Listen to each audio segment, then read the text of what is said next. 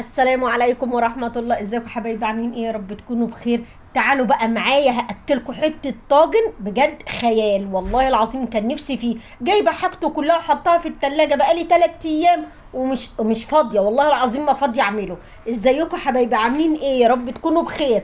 بصوا بقى، وحشتوني جدا جدا جدا. تعالوا اما اقول لكم هنعمل ايه. جبنا حلة كده زي ما انت شايفه، حطينا فيها شوية زيت ومعلقة توم وقلبناهم وحطينا عليها الصلصة، حلو الكلام، وشوية ملح، شوية توابل، شطة، كمون، بهارات، كزبره، شويه بابريكا، بس كده. انا مش عايزه اكتر منهم، بيخلوا الاكله دي حلوه قوي قوي قوي. الطاجن ده طاجن ايه؟ ده طاجن مسقعه بقى، مش عايزه اقول لكم، بس ما تقولوش ان هو مسقعه عاديه. هتشوفوا، كملوا الفيديو للاخر عشان تشوفوا الطاجن ده خرافه بجد بجد بجد، وهتتعودي تعمليه كل مره. بسيط سهل، بصوا، مش مكلف خالص خالص خالص، والله العظيم، بتاعنا وبتاع الغلابه وبتاع الناس كلها اللي هو زينا يعني. ماشي، المهم جبت بتنجانتين كده حلوين وشويتهم زي ما انتم شايفين كده، حطيتهم على البوتاجاز يتشوا.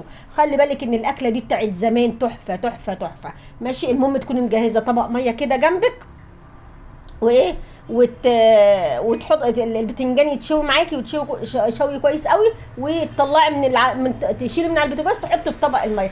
كان على بال البتنجان ما اتشوى، اديت الكام فلفلايه دول برضو شاويه كده زي ما انت شايفه كده. انا كنت نقلت حله الصلصه على على العين التانيه تتسبك، وشويت الكام فلفلايه دول معاهم. ماشي كده حبايبي.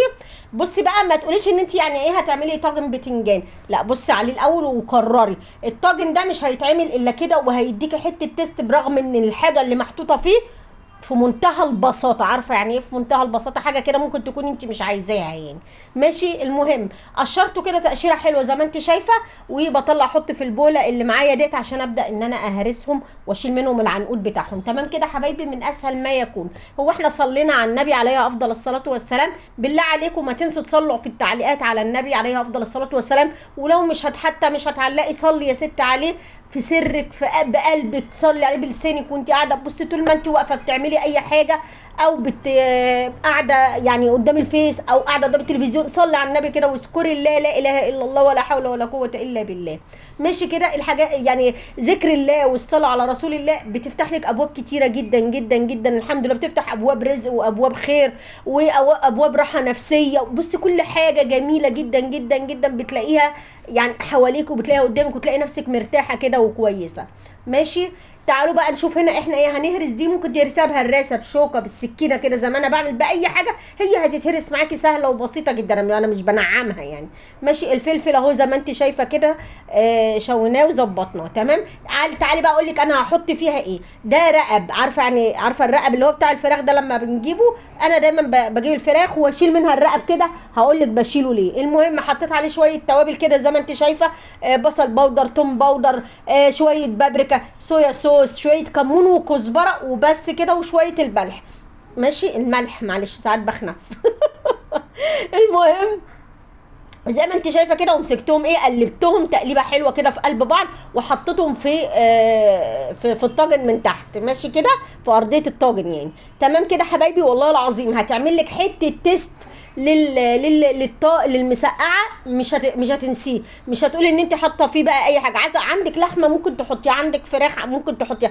بصي هنا الموجود عندك حطيه، عندك اجنحه حطيها، هتديكي طعم رهيب رهيب رهيب. سجق، اي حاجه انت حباها براحتك، والله مفيش مشكله. هتعمليه كده برضه هيطلع زي العسل وزي السكر معاكي، مش هيقول لا يعني. المهم ان انا الطاجن ده بالذات، وطريقه البتنجان المشويه دي بالذات، انا بحب اكل معاها حاجه من الحاجات اللي انا قلت لك دي عليها ديت، احب احطها معاها، يا اما يكون عندي سمك مكاريل اكله جنبه. بص بقى، يستحيل اكل الطاجن ده، المسقعه اللي بالنوع دوت المشويه ديت، يستحيل اكلها كده لوحدها صراحه. انا بحب اي حاجه من الحاجات دي تكون تديها ريحه الزفاره كده يعني، بالذات السمك المكاريل لما بتعمليه معاها حكايه بجد، جامد جامد قوي يعني، مش عايزه اقول لك. وما عندكيش زي ما قلت لك، ما فيش اي مشاكل خالص، بيتعمل باقل التكاليف وباقل الامكانيات اللي موجوده عندك، وكلها نعمه من عند ربنا، والله العظيم الحمد لله، احسن من غيرنا بكتير جدا جدا جدا.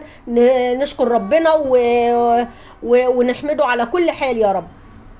ربنا يزيدنا ان شاء الله، ويزيدكم ويفتحها علينا وعليكم، ويصلح حالنا وحال بلدنا يا رب.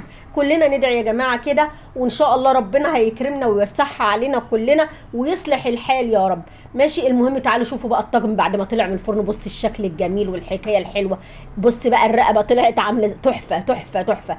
والله العظيم بقيت اكل من المسقعه بالمعلقه، عايزه اقول لك ان طعمها خطير. عارفه يعني ايه خطير؟ قسما بالله رهيبه. ما هتبطلي تعمليها ابدا باي حاجه. زي ما قلت لك اعمليها، عايزاها ساده اعمليها ساده، هتطلع من ايدك زي السكر. ملبن، احنا جمهوريه الملبن من زمان، من ايام الصفحه القديمه، من ايام اليوتيوب، من كل حاجه. جمهوريه الملبن بتاعت منى زكريا، سواء على اليوتيوب او سواء على الفيسبوك.